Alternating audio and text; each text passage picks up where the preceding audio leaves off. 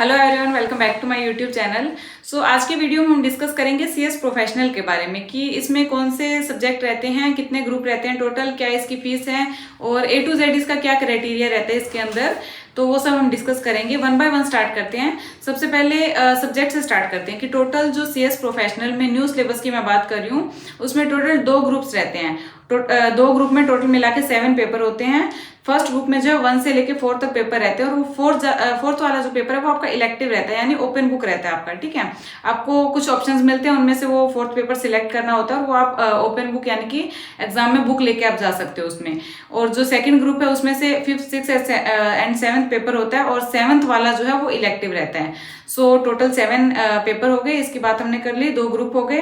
तो आप चाहो तो दोनों ग्रुप को एक साथ भी अपीयर कर सकते हो और चाहो तो एक एक करके भी ग्रुप दे सकते हो। सो सब्जेक्ट का आई होप आपको क्लियर हुआ होगा।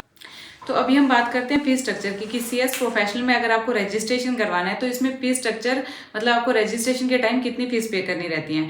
तो न्यू सिलेबस के अंदर अगर आप रजिस्ट्रेशन करवाते हो तो 20,000 की सीएस प्रोफेशनल रजिस्ट्रेशन फीस रहती है, जिसके अंदर आपकी जो प्री टेस्ट की फीस है वो ऑलरेडी इंक्लूडेड होती है।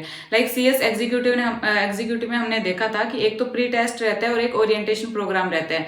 तो सीएस प्रोफेशनल में ऐसा कुछ ओरिएंटेशन प्रोग्राम जैसा कुछ नहीं होता, डायरेक्ट एक प्री टेस्ट होता है, देन आप एग्जामिनेशन फॉर्म फिल कर सकते हो। सो 20,000 इसकी रजिस्ट्रेशन की फीस है और एग्जाम फॉर्म फिल करने के लिए आपको पर ग्रुप का एक अलग से फीस चार्ज रहता है जो कि 1800 है। सो टोटल दोनों ग्रुप्स का हो गया 3600 आपको एग्जामिनेशन फीस रहता है इसमें। अभी कुछ स्टूडेंट्स का एडीपी यानी कि एग्जीक्यूटिव डेवलपमेंट प्रोग्राम का नाम से एक ट्रेनिंग होती है, उस पर काफी क्वेश्चंस रहते हैं कि वो क्या जस्ट सीएस एग्जीक्यूटिव करते ही अपने को देनी रहती है या फिर सीएस प्रोफेशनल के बाद अपन कर सकते हैं। सो उसका क्या रहता है, अगर आपको ऐसा है कि सीएस एग्जीक्यूटिव के जस्ट बाद आप अपनी जो लॉन्ग टर्म ट्रेनिंग रहती है 21 मंथ की, अगर आप वो जस्ट सीएस एग्जीक्यूटिव क्लियर होते ही आप अगर कर रहे हो तो पहले आपको ईडीपी क्लियर करनी रहती है जो 15 डेज ऑनलाइन रहती है और 15 डेज आपकी ऑफलाइन रहती है। तो देन आपको ईडीपी पहले कंप्लीट करनी है, उसके बाद आप 21 मंथ की जो ट्रेनिंग है तभी उसमें एनरोल कर सकते हो।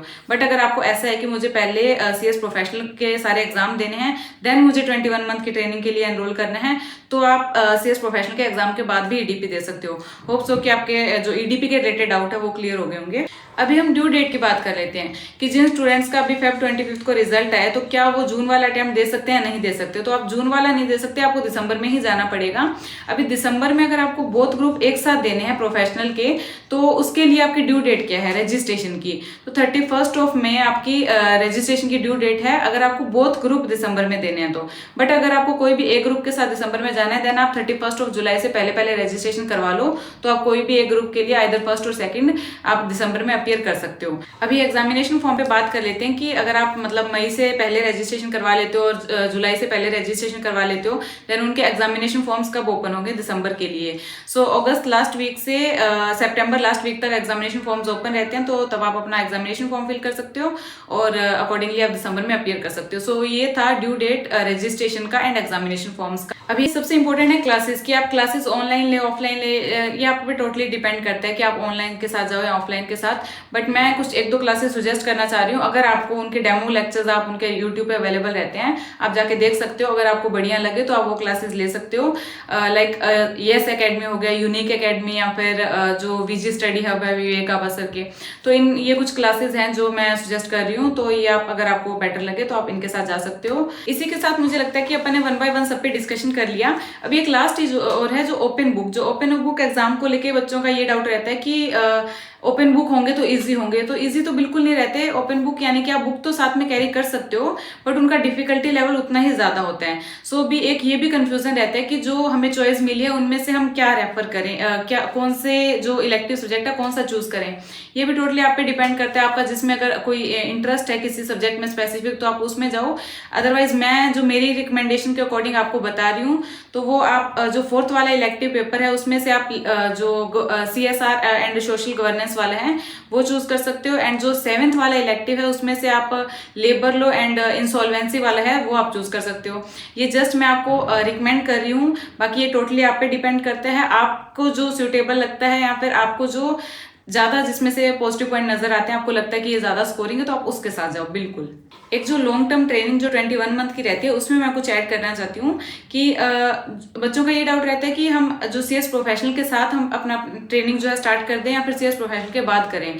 सो ये भी बिल्कुल आप पे ही डिपेंड करता है, बट ये मैं ये सजेस्ट करूंगी कि आप पहले अपने एग्जाम दे लो, देन आप अपना ट्रेनिंग स्टार्ट करो। लाइक ऐसे होता है कि आप साथ में ट्रेनिंग स्टार्ट कर ले रहे हो, साथ में एग्जाम स्टार्ट कर ले रहे हो तो जाता है, बिल्कुल हो जाता है, बट आपका ये है कि आप ट्रेनिंग पे उतना ध्यान नहीं दे पाते, फिर आप जस्ट ट्रेनिंग मंथ कंप्लीट करने के वे से सोचते हो और आपका ध्यान एग्जाम की ओर रहता है। सो पहले आप अपना फटाफट से एग्जाम निकालो, देन आप अपना ट्रेनिंग टाइम में मैं ये मतलब आपको बताऊंगी कि आप अपना 100% सिर्फ लर्निंग के पर्पज से दो, तो वो ज़्यादा आपके लिए इफेक्टिव रहेगा।